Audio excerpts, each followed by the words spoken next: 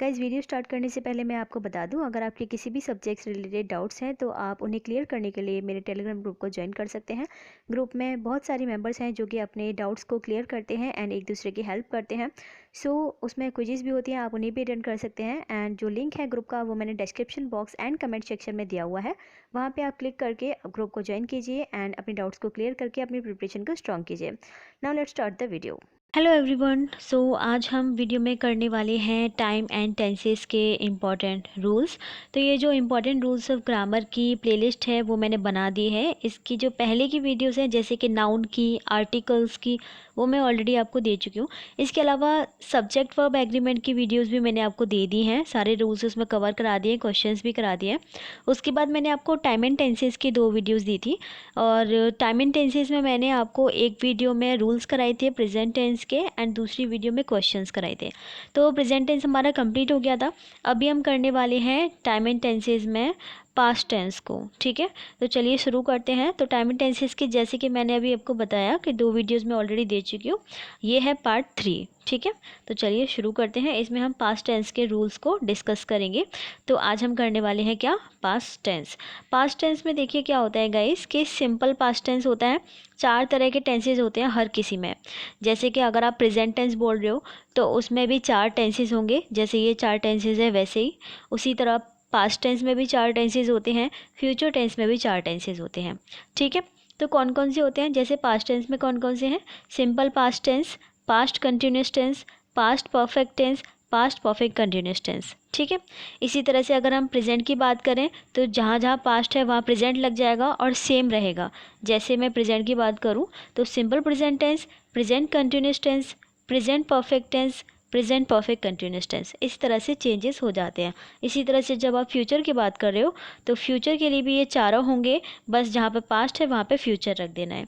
ठीक है, सो इस तरह से हर टेंस के अंदर 4 टेंसेज होते हैं। अब इन चारों के अंदर भी ये 3 टेंसेज होते हैं। जैसे कि अगर हम सिंपल पास्ट टेंस की बात कर रहे हैं तो सिंपल पास्ट टेंस 3 तरह के होते हैं। पहला अफर्मेटिव सेंटेंस, दूसरा नेगेटिव सेंटेंस और तीसरा इंटेरोगेटिव सेंटेंस। ठीक है, सो इस तरह से सभी टेंसेस के 3 पार्ट होंगे। सिंपल पास्ट टेंस के भी 3 पार्ट, अफर्मेटिव, नेगेटिव, इंटेरोगेटिव। इसी तरह पास्ट कंटिन्यूस टेंस के भी 3 पार्ट, अफर्मेटिव, नेगेटिव, इंटेरोगेटिव। इसी तरह पास्ट परफेक्ट के भी 3 पार्ट और इसी तरह पास्ट परफेक्ट कंटिन्यूस के भी 3 पार्ट। ठीक है, सो आई होप ये जो स्ट्रक्चर है सेंटेंसेस का वो आपको क्लियर हो गया होगा कि टेंसेस का जो स्ट्रक्चर है वो किस तरह से होता है। ठीक है, आगे बढ़ते हैं, हम देखते हैं। तो देखिए सिंपल पास्ट टेंस का जो स्ट्रक्चर है वो क्या होता है, जैसे कि फॉर्मूला की अगर मैं बात करूँ तो इसका फॉर्मूला कुछ इस तरह होता है। सबसे पहले तो आपको सब्जेक्ट लिखना होता है। ठीक है, ये सब्जेक्ट हो गया। उसके बाद आपको लिखना होता है वर्ब, उसके बाद आपको लिखना होता है ऑब्जेक्ट। वर्ब कैसी आती है, सेकेंड फॉर्म में आती है। ठीक है, तो मैंने आपको प्रेजेंट टेंस जब आपको कराया था तो उसमें मैंने आपको बताया था कि वर्ब जो है वो सब उसमें वर्ब सब्जेक्ट के अकॉर्डिंग आती है। अगर आपका सब्जेक्ट सिंगुलर होता है तो वर्ब कैसी आती है, सिंगुलर आती है। अगर आपका सब्जेक्ट प्लूरल होता है तो वर्ब कैसी आती है, प्लूरल आती है। ये प्रेजेंट टेंस में था, लेकिन पास्ट टेंस में क्या है, पास्ट टेंस में हमेशा आपकी वर्ब सेकेंड फॉर्म में ही आएगी। ठीक है, सो देखिए यहाँ पे कि हम देखेंगे पास्ट टेंस को कैसे रिकॉग्नाइज करते हैं। To describe an action of the past, यानी कि आपने पास्ट में कोई एक्शन किया तो उसको डिस्क्राइब करने के लिए आप सिंपल पास्ट टेंस का यूज करोगे। ठीक है, पास्ट में आपने कोई कार्य किया, जैसे कि आपने कल पूरा होमवर्क कंप्लीट किया। ठीक है, आपने कल पूरा एक चैप्टर कंप्लीट कर लिया, एक इंग्लिश का या किसी और सब्जेक्ट का, तो उसको आप क्या बोलोगे, I have finished whole chapter of maths, of English या ऑफ साइंस। ठीक है, इस तरह से आप बोल सकते हो। सो आई हैव फिनिश्ड, यहाँ पे मैंने पास्ट में किया है ये। अब पास्ट में कौन सा टेंस है मैंने बोला I have finished my homework या फिर I have finished a whole chapter of maths. ठीक है, सो इस तरह से अगर मैं बोल रही हूँ हैव फिनिश्ड का मैंने यूज़ किया है तो वो प्रेजेंट परफेक्ट में हो गया। ठीक है, लेकिन आप आई हैड फिनिश्ड लगाते हो, हैव की जगह हैड लगाते हो अगर, ठीक है, अगर हैव की जगह हैड लगाते हैं तो वो पास्ट में हो जाता है। तो ये मैं आपको अभी मैंने एक आइडिया दिया है, लेकिन पहले हम सिंपल पास्ट टेंस के बारे में पढ़ रहे हैं। हैड वाला अभी आगे आएगा। ठीक है, सिंपल पास्ट टेंस में बस आपका वर्ब का सेकेंड फॉर्म आता है, इसमें हैड वगैरह नहीं आता है। सो ये हमने सिंपल फॉर्मूला देख लिया, सब्जेक्ट होता है, वर्ब होता है, फिर ऑब्जेक्ट होता है। ठीक है, तो यहाँ पे हमने देख लिया कि किसी भी एक्शन को पास्ट में पास्ट में जो एक्शन हुआ है उसको बताने के लिए हम सिंपल पास्ट टेंस का यूज़ करते हैं। In this tense the regular verb ends with E D, यानी कि कोई भी वर्ब है वो ईडी पर एंड होती है, लेकिन सारी वर्ब्स ईडी पर एंड नहीं होती हैं। जैसे मैं एंड बोलूँ तो ई एन डी, ठीक है, एंड बोलूँ तो एंडेड, मैं इसको पास्ट में कैसे बोलूँगी, एंडेड, यानी कि इसके आगे ईडी और लगा देंगे, ठीक है। अगर हम बोलें वॉक, WALK, वॉक बोलें, तो वॉक को अगर हम पास्ट में, वॉक वर्ब है, इसको हम पास्ट में लिखेंगे तो कैसे लिखेंगे, ईडी लगा देंगे इसके आगे, वॉकड हो जाएगा, ठीक है। लेकिन कुछ वर्ब्स ऐसी भी होती हैं जो ईडी लगा के पास्ट नहीं बनती हैं, जैसे कि यहाँ पे हम देख सकते हैं, फॉर एग्जांपल ईट, ईट दिया हुआ है तो इसका हम पास्ट कैसे बनाते हैं, एट, ATE, इस तरह से, ठीक है। तो कुछ इरेगुलर वर्ब्स होती हैं इस तरह की जिनको हम अलग तरीके से पास्ट में चेंज करते हैं, ठीक है। I hope this is clear. चलिए अब हम आगे बढ़ते हैं। यहाँ देखिए, अब हम बात करेंगे अफर्मेटिव सेंटेंसेस की, किसकी, अफर्मेटिव सेंटेंस। अब ये क्या होते हैं, जैसे कि मैंने आपको अभी पीछे बताया था कि चारों टेंसेस के चार चार पार्ट्स होते हैं, जैसे कि मैंने आपको यहाँ बताया था ना कि चार टेंसेस के चार चार पार्ट्स होते हैं, अफर्मेटिव, तीन तीन पार्ट होते हैं, अफर्मेटिव, नेगेटिव, इंटरोगेटिव। तो सिंपल पास्ट टेंस मैंने आपको समझा दिया। अब सिंपल पास्ट टेंस के ये जो तीनों पार्ट होंगे उसमें हम पहला पार्ट डिस्कस करने जा रहे हैं जिसका नाम है अफर्मेटिव सेंटेंस, ठीक है। तो चलिए अफर्मेटिव सेंटेंस डिस्कस करते हैं। इसमें क्या है कि अगर आप सिंगुलर सब्जेक्ट को यूज़ कर रहे हो, देखिए फॉर्मूला वही रहेगा, ये जो सब्जेक्ट, वर्ब, ऑब्जेक्ट ये दिया है ना, इसी फॉर्मूले के अकॉर्डिंग करेंगे, बस थोड़ा सा चेंजेस आएगा। कैसे, अफर्मेटिव सेंटेंस में यही फॉर्मूला रहता है, सेम टू सेम। जैसे कि आपने पहले सब्जेक्ट यूज़ किया, फिर आपने वर्ब यूज़ किया और फिर आपका ये पूरा ऑब्जेक्ट हो गया, ठीक है। सब्जेक्ट हो गया, फिर वर्ब हो गया, फिर आपका ये बाकी बचा हुआ सेंटेंस पूरा ऑब्जेक्ट। तो इस तरह से आपका सेंटेंस बन गया। यहाँ पे हमने सिंगुलर सब्जेक्ट का यूज़ किया है। रमन क्या है, सिंगुलर सब्जेक्ट है। Raman went for the movie yesterday, Raman subject हो गया, वेंट वर्ब हो गया। वेंट किसका वर्ब होता है, गो का, और ये सेकेंड फॉर्म में है क्योंकि जो गो होता है उसका सेकेंड फॉर्म वेंट होता है और थर्ड फॉर्म गॉन होता है, गो वेंट गॉन। सो अब देखिए आप प्लूरल सब्जेक्ट के साथ कैसे लगाओगे। प्लूरल सब्जेक्ट क्या होता है, जैसे हमने दे ले लिया या वी ले लो, कुछ भी ले लो, ठीक है। दे ले लिया तो they went to the movie yesterday, went हो गया आपका वर्ब, सेकेंड फॉर्म में लिखा है हमने, ठीक है। और उसके बाद बाकी बचा हुआ सेंटेंस आपका ऑब्जेक्ट हो गया। तो सब्जेक्ट हो गया, वर्ब हो गया, बाकी का ऑब्जेक्ट हो गया। तो इस यही जो फॉर्मूला मैंने आपको बताया था, subject plus verb plus object, उसी को फॉलो करते हुए हमने ये दोनों सेंटेंसेस बनाए हैं। इसी तरह से ये सेंटेंस जो पास्ट वाले होते हैं उन्हें बनाया जाता है। अब ये अफर्मेटिव में है, अभी आगे मैं नेगेटिव और इंटेरोगेटिव कराऊंगी, उनमें थोड़े बहुत चेंजेस आते हैं, ठीक है। तो ये इजी था। अब आगे बढ़ते हैं। देखिए आगे क्या होता है, नेगेटिव सेंटेंस में क्या हो जाता है, नॉट आ जाता है। नॉट के साथ में एक और चीज़ आती है, वो होती है डिड। बाकी सारा स्ट्रक्चर देखो, और थोड़ा सा चेंजेस और आता है, वो क्या हो जाता है नेगेटिव सेंटेंस में। जैसे हमने यहाँ पे देखो, Raman went for the movie yesterday ये लिखा था। अब अगर हम बोलना चाहते हैं कि रमन कल मूवी देखने नहीं गया था, यहाँ पे तो लिखा है कि रमन कल मूवी देखने गया था। अगर मैं बोलूँ रमन कल मूवी देखने नहीं गया था, तो फिर इसको हम चेंज कैसे करेंगे नेगेटिव में, हमें डिड लगाना होगा, नॉट लगाना होगा, और डिड नॉट के बाद जो हम वर्ब यूज़ करेंगे जाने के लिए, जो वर्ब यूज़ की जाती है गो, उसको हम सेकंड फॉर्म में करेंगे या फर्स्ट फॉर्म में करेंगे, फर्स्ट फॉर्म में करेंगे। क्यों, क्योंकि हमने डिड नॉट लगाया है, ठीक है।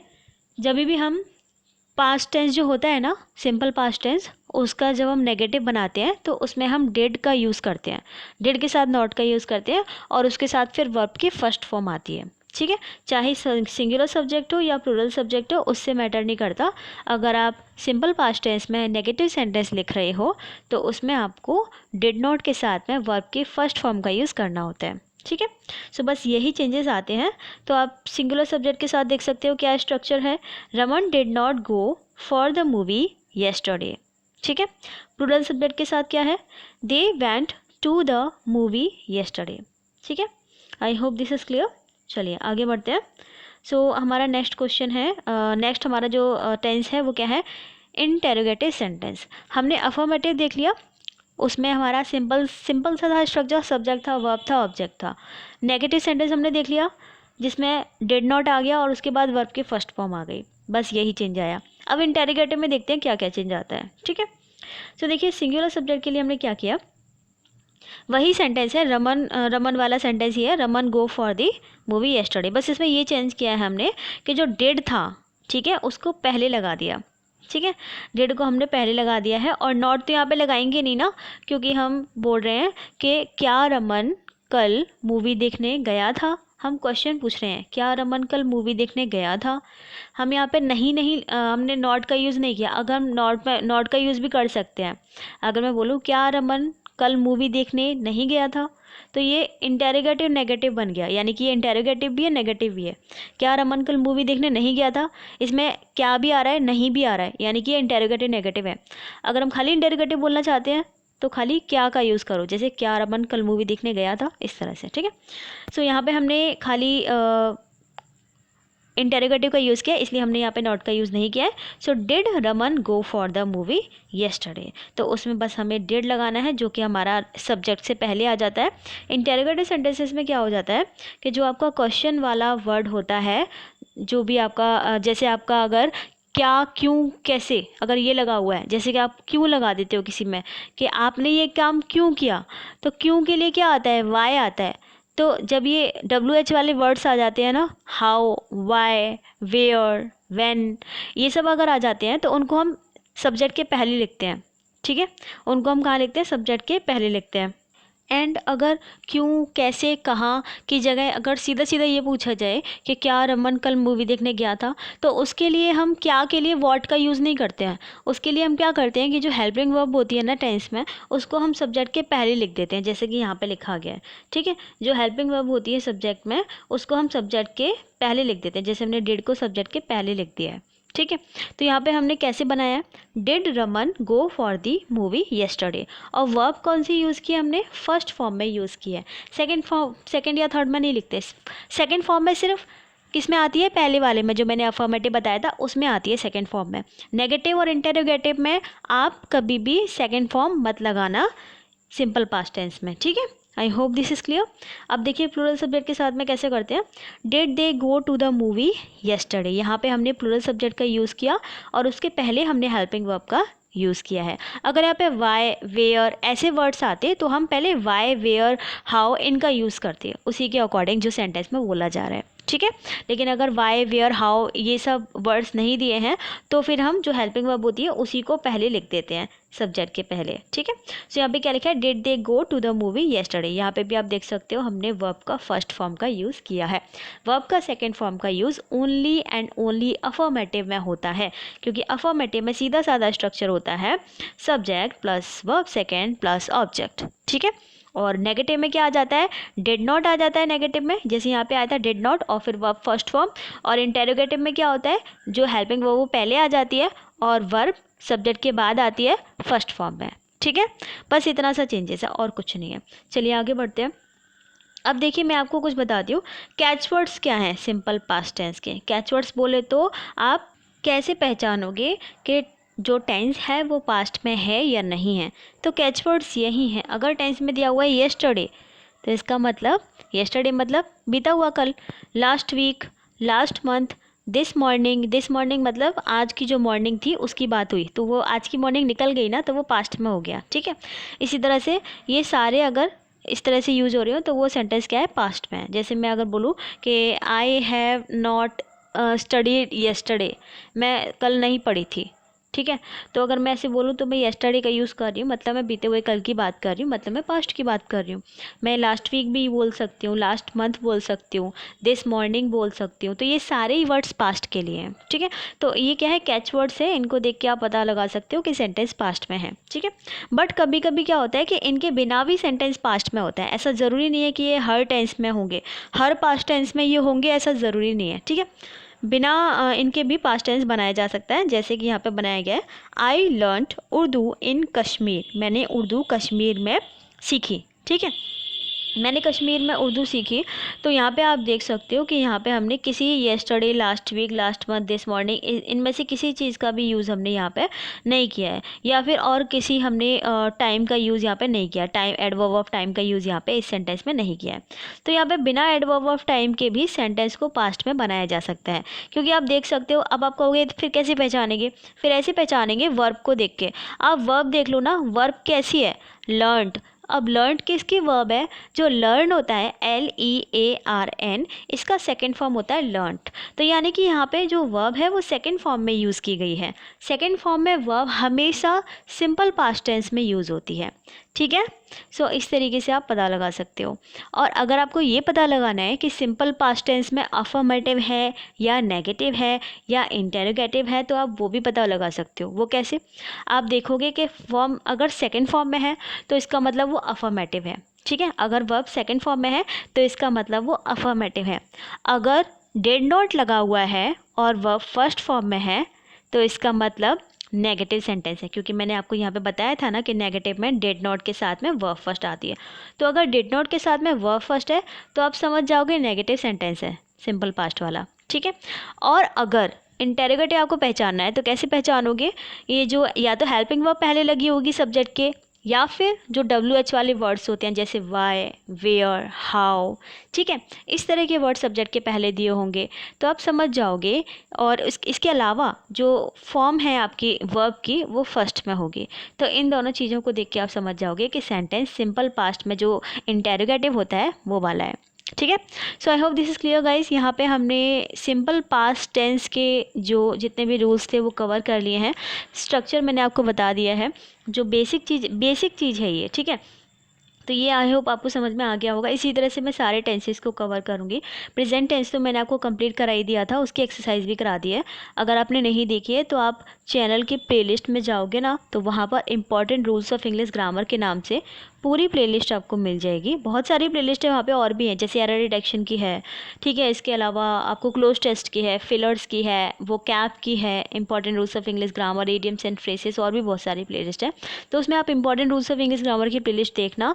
उसमें मैंने आर्टिकल्स की वीडियोस दे दी हैं, नाउन की दे दी है, सब्जेक्ट वर्ब एग्रीमेंट की दे दी है, टेंसेज में से मैंने आपको प्रेजेंट टेंस की वीडियो दे दी है, 2 पार्ट दिए हैं, ठीक है। और ये जो है वीडियो वो सिंपल पास्ट टेंस की है, ठीक है। इसके बाद मैं नेक्स्ट डालूंगी जो वीडियो है, जैसे मैंने इसमें पास्ट टेंस में हमने सिंपल पास्ट टेंस पढ़ा है अभी।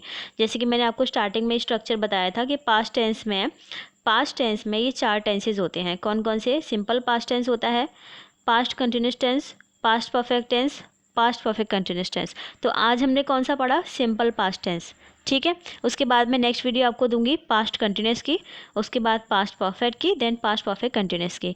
जब ये सब कंप्लीट हो जाएगा फिर हम एक्सरसाइज करेंगे, बहुत सारे क्वेश्चंस करेंगे। उसके बाद टेंसेस कंप्लीट हो जाएगा, जब उसके बाद हम फ्यूचर करेंगे। पास्ट टेंस के बाद क्या आता है? फ्यूचर आता है, फिर हम फ्यूचर करेंगे। तो इसी तरह से सारे रूल्स जितने भी होते हैं important rules of English grammar में, नाउन, प्रोनाउन, एडजेक्टिव, कंजंक्शन, सारे रूल्स मैं इसी तरह से आपके कंप्लीट कराऊंगी। एंड उसके बाद फिर हम क्वेश्चंस लगाएंगे, एरर डिटेक्शन के, क्लोज टेस्ट के, फिलर्स के सारे क्वेश्चंस लगाएंगे, ठीक है। और बीच बीच में मैं कोशिश करूंगी कि आपको एरर डिटेक्शन, फिलर्स ये सब कराती भी रहूं, ठीक है। So guys I hope this is clear. And अगर आपको अभी भी कोई डाउट है इन टेंसेस से रिलेटेड तो आप मुझसे कमेंट बॉक्स में पूछ सकते हैं, कमेंट सेक्शन में आप कमेंट कर सकते हैं। आई होप दिस इज क्लियर। मिलते हैं आप नेक्स्ट वीडियो में। Thank you. एंड गाइज यहाँ पर आपको एक आई बटन शो हो रहा होगा, इधर एरो, जहाँ पे मैं एरो बना रही हूँ उधर आपको एक आई बटन शो हो रहा होगा। उस आई बटन में जब आप क्लिक करोगे तो सारी प्लेलिस्ट आपको मिल जाएंगी, तो उन्हें आप वहाँ से भी देख सकते हो। लास्ट में मैंने कुछ वीडियोस आपको रिकमेंड की हैं, उन्हें भी आप देख सकते हो, ठीक है। और डिस्क्रिप्शन में भी आपको सारी प्लेलिस्ट मिल जाएगी, कमेंट सेक्शन में भी आपको प्लेलिस्ट का लिंक मैं दे दूँगी, तो वहाँ से आप रूल्स की वीडियोज़ देख सकते हो, एरर डिटेक्शन की देख सकते हो, एंड और भी बहुत सारी वीडियोज़ हैं, उन सभी को देख के अपनी इंग्लिश को इम्प्रूव कर सकते हैं। इंग्लिश बहुत ही ईजी लैंग्वेज है, बस प्रैक्टिस की ज़रूरत है। Okay guys, thank you. So guys, ऐसे ही यूजफुल वीडियोस को देखने के लिए चैनल को सब्सक्राइब करके बेल आइकन को दबाएं। आपने इस वीडियो से अगर कुछ भी सीखा है तो प्लीज़ वीडियो को लाइक करें एंड शेयर करें। आपने इस वीडियो में आज क्या क्या सीखा है मुझे कमेंट सेक्शन में ज़रूर बताएं। तो गाइज़, ये मेरी तरफ से आपके लिए कुछ सजेस्टेड वीडियोस हैं जिन्हें आप अपनी प्रिपरेशन को स्ट्रॉन्ग करने के लिए देख सकते हैं। सो इन पर अभी क्लिक करके आप देख लीजिए। And thank you for watching. Happy learning.